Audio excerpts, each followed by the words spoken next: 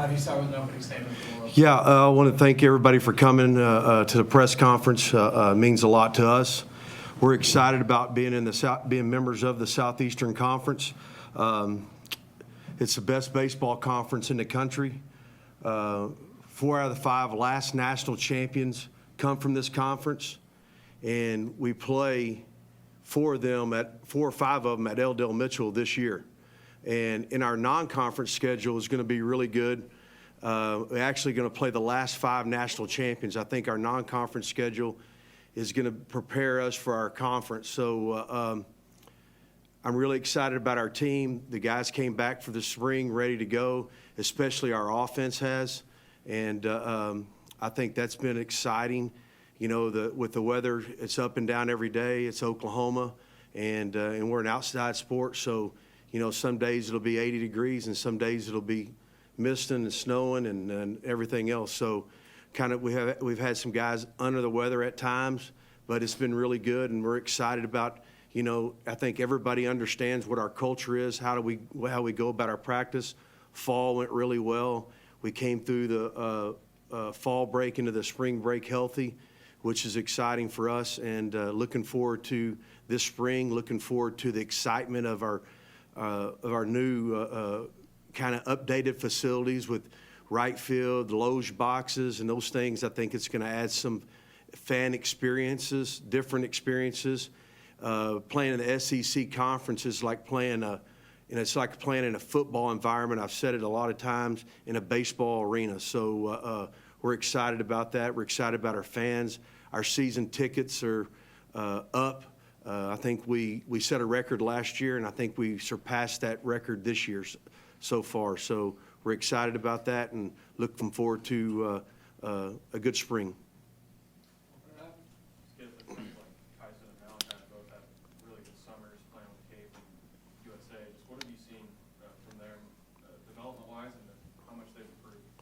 I think the growth of playing for Team USA, playing for your country, means a lot to you.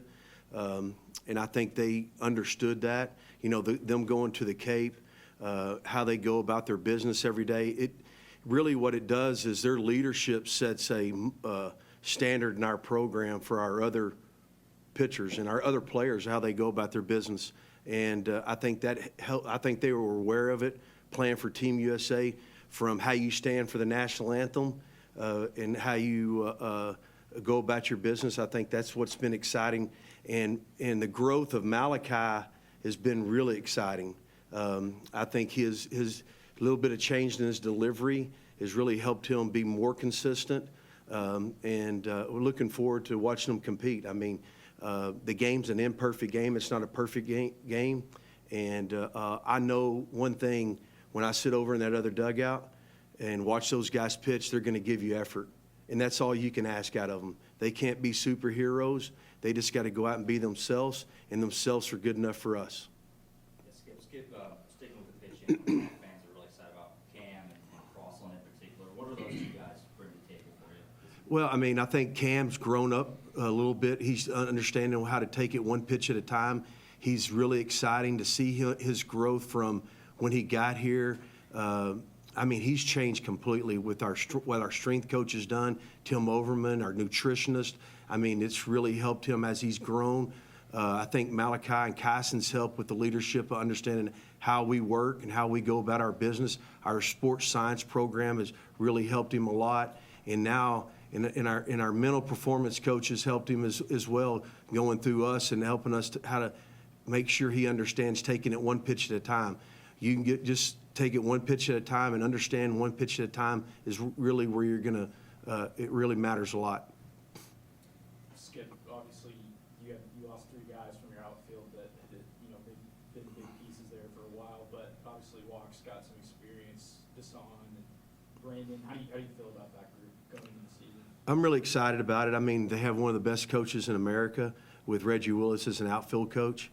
You know, a lot of time we lose sight, because I'm sitting up here as the head coach of the invisible. Our invisible guys are our coaches. You know, they're invaluable. And with what Ryan Gaines, Reggie, Todd Butler, all of them, Russell Raley, all those guys do, I think that they've come along understand how to practice and how to go about their business. Walk has matured a lot, understands he's going to play center field. He sometimes he plays so hard, he kind of plays reckless. He's learned how to get through that a little bit. Brandon Kane's done a great job. Desan Harris, Desan Harris is a great story for us. He came in our program as a walk-on, and he's gotten better every year, and he'll see a lot of playing time. Sam Christensen's played good.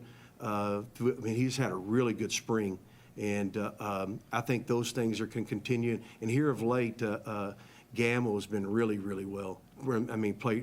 Swung the bat really well. So we're excited about that. They're really dynamic athletes. All those guys in the outfield, they can run. Dickerson, we've moved Dickerson from the infield to the outfield. This guy's got a lot of power. He's got a lot of ability, and it's just now seasoning him. He reminds me a lot of Hardman as a freshman, has a lot of ability, and just kind of put him in pieces where he can succeed and watch that confidence grow. Is it one of those things that when you're replacing 65% of the offense, is that almost overblown in a way, being that you guys did go out and recruit well? Is there, I guess, a confidence in what you guys will be offensively here through this first? That's a great question. It's you look at it, when we made this transition and we hired Todd Butler, the guy spent 15, 17 years in the SEC as a recruiting coordinator. I call him a bird dog. I'm just a country guy. That's what I call him. He goes out and he'll find them. He will find the guys in how they fit our culture and how they go about their business. And, yeah, losing 65% of your offense is really difficult. We lost 55% of our pitching. And so when you look at those numbers, it scares you. But if you just think about winning pitches and understand the process and lose yourself in the process instead of dealing in the results, then all of a sudden you start looking up the middle of the field. You got Easton, you got Mudler back, you got Willich, you got Jason Walk in center field, and those guys are up the middle of the field where you want to be strong and you want to have some experience, and those guys are coming back and having experience. And I think their fall, they had to learn a different system, learn a different culture, our compete clause culture, a championship standard, how you go every day, Oklahoma before you, the mentality, the process, engage with each other, the toughness and the energy you bring to practice every day. Every one of those players had to learn it from these guys sitting up here, and I think they did a great job. Now it's just trying to polish those guys in our offense and how Coach Willits runs our offense. And I think that's getting those some continuity and figuring out who hits behind who leads off, who hits in the 9-hole, and going forward and just try to put as much pressure you can to create some chaos on the field for the other team. How do you manage the bullpen? There's so many arms and so many guys. Is it just got to get them in there at some point and see if they can sink or swim type of deal? Well, Eddie, you've heard this statement before. How you do that is, my dad had a cowboy hat, and how he paid his bills, you just pull it, that bill, I'm going to pay that bill when he pulled out a cowboy hat. You just got to pull the guy out and you got to throw him out there and see what he does. Yeah. Well, I think the biggest thing when you're running a bullpen, you got to put them in situations where they're going to succeed.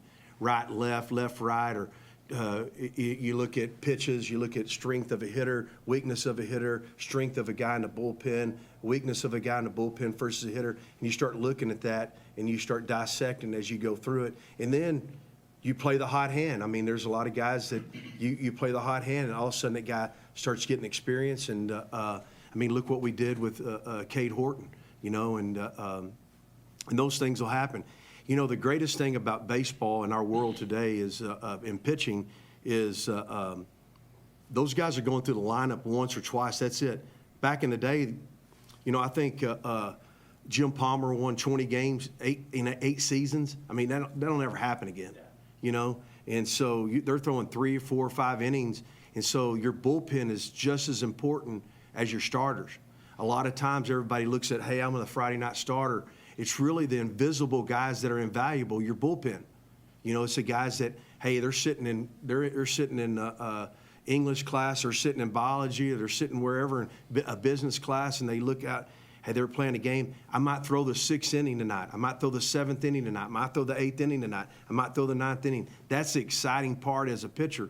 You can make a difference as a reliever in 30 to 40 games in a 56-game schedule, where a starter makes a difference in maybe 12 or 15 games.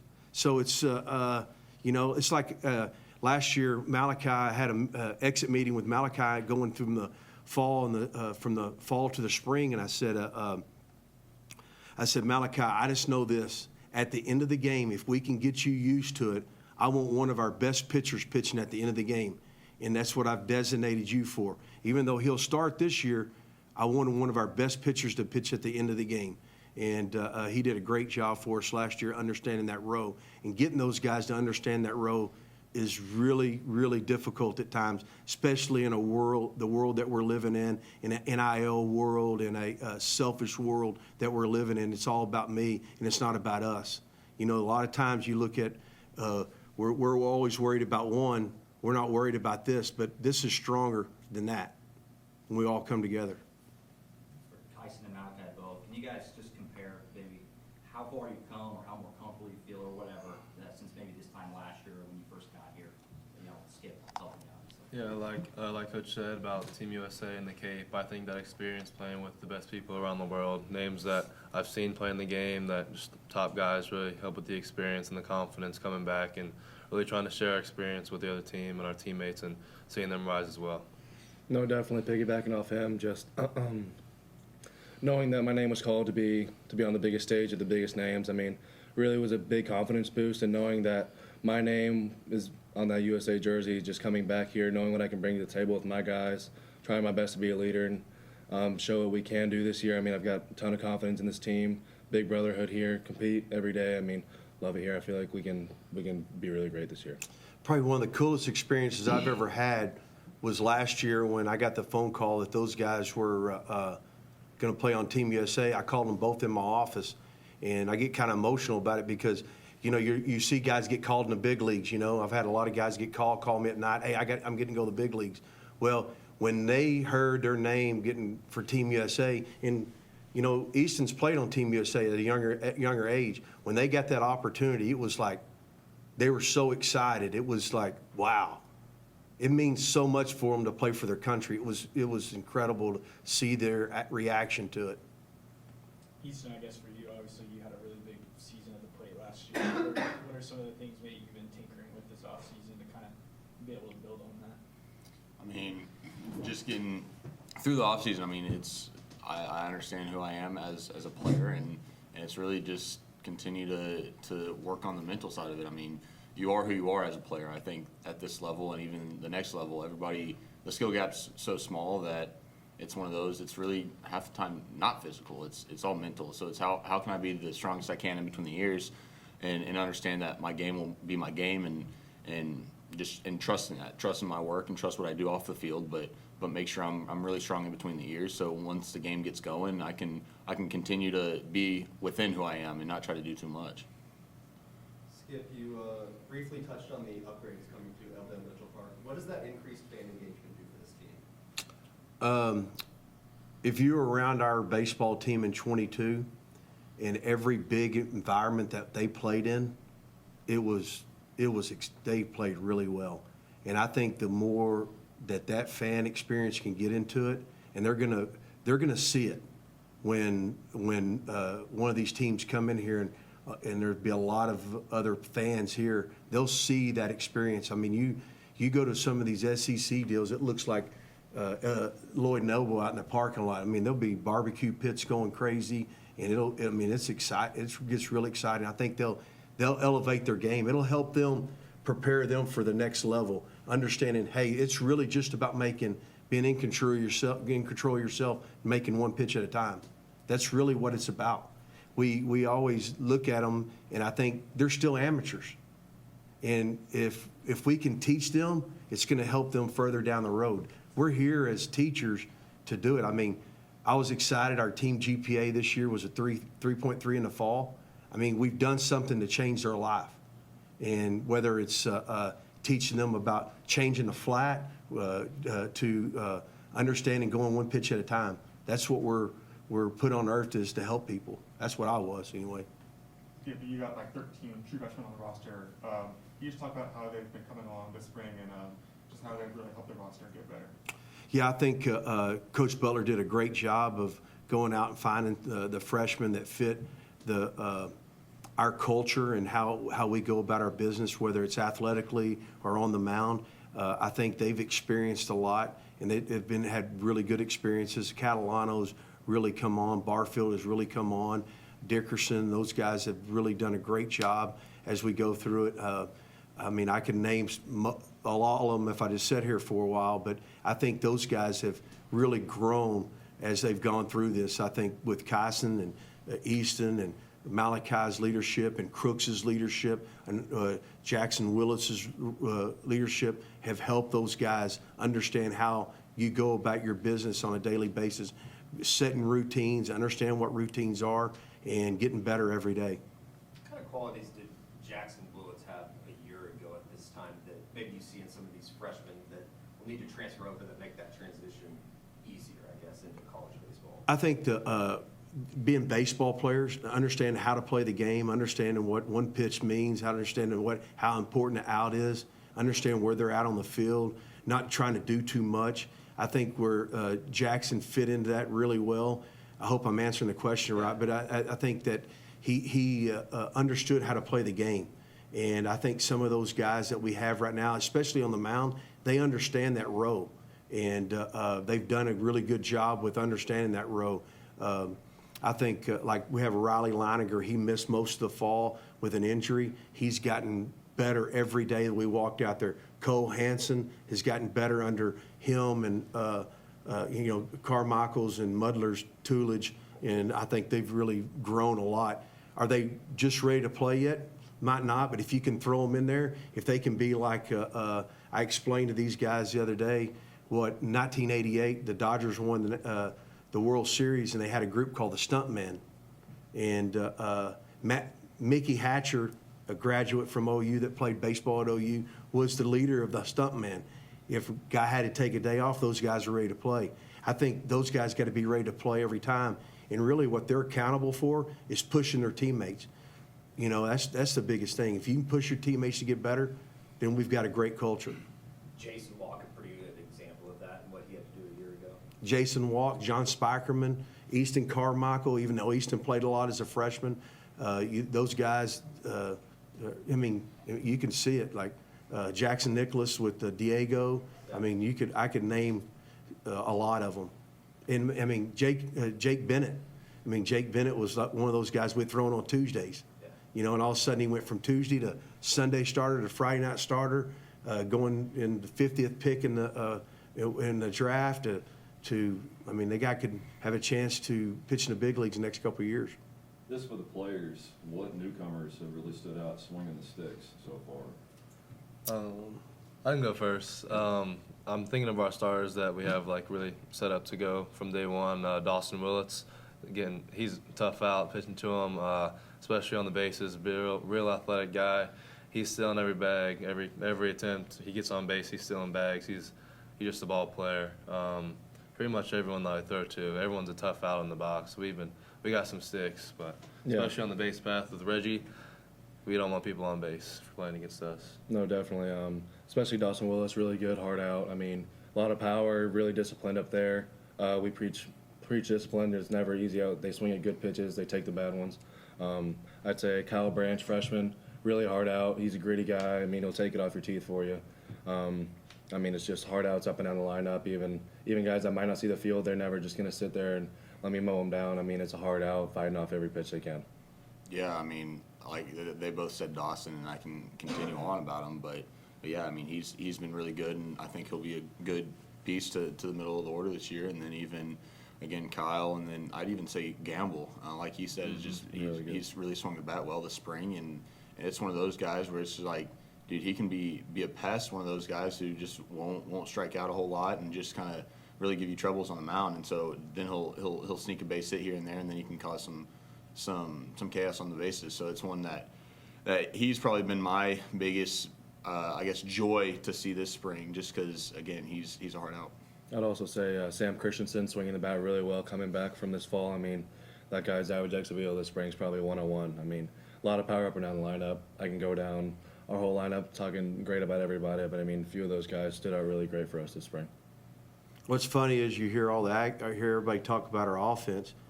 We got two of the best pitchers that I've coached in 35 years sitting to my right, and they're telling you what they're feeling. So, I mean, I'm not saying we're going to go walk out there and score 12, 15 runs a game. I mean, it is what it is. Baseball is baseball, and they're going to be, they're coached right, they're disciplined, they're going to get after it. Skip, you had Nesta on the roster last year, and then you get Taylor Tatum. And now, how do you feel like those two-sport guys are handling things? Nesta's gotten a lot better. I mean, he's grown a lot. He actually threw pretty good in the inter squad the other day. Taylor is fighting a little bit of tendonitis in his knee, and you could see the athleticism that he has. He actually has learned a lot in our program and how we go about our business every day. I think his growth is really more going to see it here in the near future. He has some good at-bats. And, you know, those guys are lifting weights in the morning with football, coming over to baseball. It's been a really good eye-opener for them to how they got to really understand their nutrition, their sleep, and all the stuff, how they go about their business. But both of them are dynamic athletes. Nesta's like it's kind of he plays defensive end, and but he pitches like he's calm. You know, I would think defensive end he's going to be slinging snot, right? But he's really calm on the mound. It's been interesting to watch, and he's gotten a lot better. They've grown a lot. I think Nesta's grown the most, but he's been in our program a lot more, and it's been fun to look at Taylor Tatum's smile. You know, he's got I mean, he's happy-go-lucky. He gets after it. He's physical, and it's going to be exciting. Carson, can you talk about Easton and what makes him the player that he is, and how he helps just the team overall and helps you too? No, absolutely. He's gotten so much better catching-wise. I mean, love throwing to him. He receives everything, keeps it all in front of him. Really, really outspoken. I mean, he's the one that's going to get on you. He's going to be the most supportive behind the dish. He's going to tell you need to do this now. I mean, really respectable guy, well-spoken, really big guy in the locker room, in the dugout. I mean, he's a guy you trust with everything. I mean, I trust his pitch calling. I don't shake too often. I mean, he's just a really, really good force for us. I mean, we really need a lot more guys like Easton Carmichael on our team. I mean, great leader. Love throwing to him. I mean, he's the best we've got. Can't really add much to that. He really hit that on the nail. Left on him, great guy, on and off the field, great for our team. For the players, I guess, kind of talk about taking a leadership role in this team. What do you guys, how do you feel about that? Like, what do you plan to instill in some of your players going into the season? Yeah, I can start with that. I mean, obviously, it's one of those of I was Sooner born, Sooner bred, so this place is my home, and so it's one of those of not only for me now and for the team now. Obviously, I want the most success for this program for the future, for now and for the future. So it's one of those of if I can get younger guys to understand what Oklahoma baseball is about, then that not only sets up now, but it also sets up the future. So it's one of those of I try to do the best I can day in and day out to instill those guys, because once I'm gone, once all three of us are gone, then those are the guys running the ship, right? So it's one of those of we try to instill that compete clause, and we try to instill kind of what we stand for offensively and defensively and on the mound. And so we try to show these guys how we've had success within the past few years so they can have success in the coming years. No, definitely. I mean, I would say Kais and I are leaders through action more. We might not be the ones to call a team meeting and grill some dudes about it, but I mean, Skip says it all the time about how we go about our business, in and out. I mean, get there early, get our work done. I mean, it's really a professional take on what we do every day. We play catch the same way with high intent. I mean, it's intent through everything, and I know that, I mean, young guys, I mean, there's eyes on us all the time. They see it. They see the success that we've brought through our ability to go through our routines on a daily basis, and I feel like they can learn a lot. I mean, if they can take our mindset, they'll be able to grow exponentially. Yeah, I agree with what Easton said about kind of sharing our own thought process and trying to really instill that into other players. Like, I'll have an outing. If I have a bad outing, can't show it at all, got to tell the guys, like, I trust myself. I get hit around, so what? It's a game. Baseball's hard, so people get hit. They're not going to hang your head. Can't have that around the program. Can't be a cancer to the team. So really just share my mindset. If guys are doing really good, pat him on the back. Really try to pick his brain about his outing. Like, try to figure out what he's thinking on the mound, share what I would have done, what I really liked about his outing, what I think he could have done better, and just really trying to help our team. Yeah, adding on to that, we got a lot of guys eager to learn, especially young guys. I mean, knowing that Kyson and I have had success, they're not slow. They're not waiting to ask us around, ask us questions about what they should have done. I mean, they want to learn as much as we do, and we're happy to give them any insight that we can to make them the best players that they can be. For the Witherspoon thing as well, you didn't obviously go to baseball straight away. You had swimming and track and all your other sports before that. I was just wondering, how have those sports helped you develop your pitching game as well, if any way they have? I can say, like, just growing up, being athletic, really since birth, always moving around. I think it just helped with our physicality. I could say for me, like, holding my velocity throughout the innings. I think just my athleticism really just helps me keep that going, and really on and off the field, just think I'm athletic. That's pretty much all I got. No, definitely doing all that definitely gives us more of a physical look. I would say we're pretty built guys, maybe not looking like your average pitcher, but I mean we throw harder because I would benefit it to the swimming and everything else we did growing up. I think it does nothing but help you doing all that, all the variety. Guys, and Malachi, what does it do to your confidence to have that family bond and know the guy next to you is either has or is going through the same thing you are right now? Well, it's awesome. He's my built-in partner. Like, we play catch every day, and if we see something, we're harping on each other. If we see each other slack, which we really don't ever, but we keep each other in check and really try to keep us to the same standard. No, I know. I play catch with him every day. He knows me better than I know myself. I'd say the same for him. I see a little thing. I mean, I'm quick to tell him. He takes it. He takes it well. I take it well. I know he's got my best interest in his heart. So I mean, it's great. I mean, I grew up playing catch with him, and I'm able to do it here on the big stage. I would say it's more of a blessing than anything. I mean, we weren't expected to go to the same colleges growing up, but being here at the SEC with my brother, man, I mean, it's a great feeling. I'm blessed to be able to do it. You guys talked about who some of the new hitters are that impressed, but who are some of the new arms that you really enjoyed working with so far? I mean, obviously you can't leave out these two, right? But I guess newcomers, I'd for sure say Crossland. I mean, having an older brother who's a big changeup guy, to have him who's a big changeup guy too, it's kind of, I get to reminisce when I catch him a little bit, just because of he has a lot of feel for that pitch. But so he's awesome to catch. And getting really to know Cam Johnson a little more and being able to catch him quite a bit too. He's one of those where he's fun to catch because it's one where I can really talk him through some stuff and we can really get through together. It doesn't really feel like I'm catching. I feel like I really get to work with him in a battery. So I love catching him as well. So those are the two that initially stand out. And even Catalano, Dallas ties a little bit. He played on the same summer organization I did growing up, and so I've known him throughout the years, and finally getting to catch him has been awesome. And we share a lot of the same previous coaches and friends and whatnot, so getting to really kind of get around him and know him well has been awesome as well. Skip, can you put a value on having a 1-2 catching tandem like Easton and Mudler, what that does for you? Well, I look back at, and I look back at some of the teams that I've played against or watched or anything, and I remember Curtis Thigpen and Taylor Teagarden at the University of Texas. They're kind of the same. They're similar. I think Mudler and Carmichael are similar in that in regard, and it's been really fun to watch those guys how they go about their business, and they're really good. I mean, you could pick either one of them. You just draw their name out of the hat, and they're going to work with the pitchers. They're going to get after it, and both of them are Easton might swing the bat a little bit more. One's right-handed, one's left-handed. Who knows? I mean, but I think that their leadership is what really is big for me, and I think where these two guys are good, they're really talented, and him too, and Mudler, they're really talented and they got physical ability, but what they have too is they have heart. They have a will, and that's what's really fun to watch. And when you go watch a baseball game, don't just look at the physical traits of it. Look at the will that they have, how they go about it, how hard they play, how gritty they are, how they just don't give in, and they don't care if they give up a hit. They're just going to continue to go right at you. Or this guy's going to have a 7-8 pitch at bat, you know, and that's what's fun to watch, man. When you look at that stuff, it's really fun.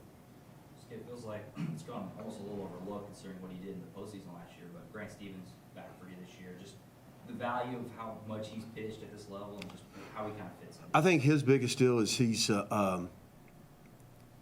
his leadership and how he goes about on a daily basis, how he talks to the younger guys and these guys too. I mean, he's full of confidence. I mean, it's really fun to just, sometimes you got to, hey man, hey, stop. That's enough, you know? And that's what's awesome about Grant is he's like having another coach in the bullpen because he's a lot older and he's experienced a lot. He's been around a lot of baseball. I think that's the biggest draw that he can give to this team more than anything, more than any ability on the mound.